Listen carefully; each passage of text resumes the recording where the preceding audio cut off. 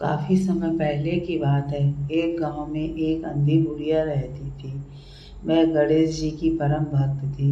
आंखों से भले ही दिखाई नहीं देता था, परंतु वह सुबह शाम गणेश जी की बंदगी में मगन रहती थी। नित्य गणेश जी की प्रतिमा के आगे बैठकर उनकी स्तुति करती, भजन गाती, व समाधि में लीन रहती। गणेश जी बुढ़िया की भक्ति से बड़े प्रसन्न हुए। उन्होंने सोचा, ये बुढ़िया नित्य हमारा स्मरण करती है, परंतु बदले में कुछ नहीं मांगती है। भक्ति का फल तो उसे मिलना ही चाहिए। ऐसा सोचकर गणेश जी एक दिन बुढ़िया के सम्मुख प्रकट हुए तथा बोले, माई, तुम हमारी सच्ची भक्त हो। जिस श्रद्धा और विश्वास से हमारा स्मरण करती हो, हम तुमसे प्रसन्न हैं। अतः तुम जो वरदान चाहो हमसे मांग सकती हो। बुढ़िया बोली, प्रभु, मैं तो आपकी भक्ति प्रेम भाव से करती हूँ। मांगने का तो मैंने कभी सोचा ही नहीं, अतः मुझे कुछ नहीं चाहिए। गणेश जी पुनः बोले, हम वरदान देने के लिए आए हैं। बुढ़िया बोली, हे सर्वेश्वर, मुझे मांगना तो नहीं आता। अगर आप कहें तो मैं कल मांग लूँगी। तब तक मैं अपने बेटे व बहू से भी सलाह मशवरा कर लूँगी। गणेश जी कल आने का वादा करके लौट गए। बुढ़िया का एक पुत्र व बहू थे। बुढ़िया ने सारी बातें उन्हें बताकर सलाह मांगी। बेटा बोला, माँ, तुम गणेश जी से ढेर सारा पैसा मांग लो, हमारी गरीबी दूर हो जाएगी, सब सुख चैन से रहेंगे। बुढ़िया की बहू बोली, नहीं, आप एक सुंदर पोते का वरदान मांगे, वंश को आगे बढ़ाने वाला भी तो चाहिए। बुढ़िया बेटी और बहू की बातें सुनकर असमंजस में पड़ गई। उसने सोचा, ये दोनों तो अपने अपने मतलब की बातें कर रहे हैं। बुढ़िया ने पड़ोसियों से सलाह लेने का मन बनाया।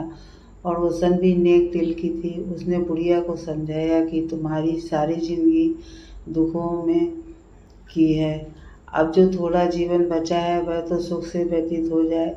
धन अथवा पोते का तुम क्या करोगे? अगर तुम्हारी आंखें ही नहीं हैं तो यह सांसारिक वस्तुएं तुम्हारे लिए व्यर्थ हैं। अतः तुम अपने लिए दोनों आंखें मांग लो। बुढ़िया घर लौट आई।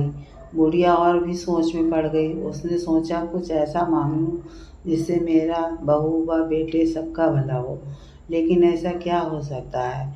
इसी उधेड़-बुन में सारा दिन व्यतीत हो गया।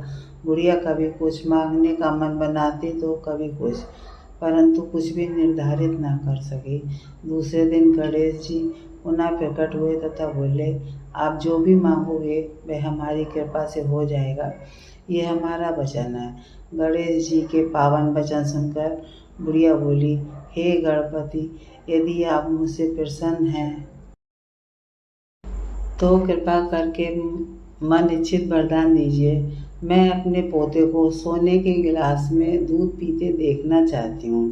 बुढ़िया की बातें सुनकर गणेश जी उसकी सादगी व सरलता पर मुस्कुरा दिए। बोले, तुमने तो मुझे ठग ही लिया है। मैंने तुम्हें एक वरदान मांगने के लिए बोला था, परंतु तुमने तो एक वरदान में सब कुछ मांग लिया। तुमने अपने लिए लंबी उम्र तथा दोनों आंखें मांग ली हैं। बेटे के लिए धन व बहू के लिए पोता भी मांग लिया। पोता होगा, ढेर सारा पैसा होगा, तभी तो वह सोने के गिलास में दूध पिएगा। पोते को देखने के लिए तुम जिंदा रहोगे, तभी तो देख पाओगी। अब देखने के लिए तो आंखें भी देनी ही पड़ेंगी। फिर भी वह बोले, जो तुमने मांगा वे सब सत्य होगा। यूँ कहकर गणेश जी अंतर ध्यान हो गए। कुछ समय पाकर गणेश जी की कृपा से बुढ़िया के घर पोता हुआ। बेटे का कारोबार चल निकला तथा बुढ़िया की आंखों की रोशनी वापस लौट आई। बुढ़िया अपने परिवार सहित सुखपूर्वक जीवन व्यतीत करने लगी।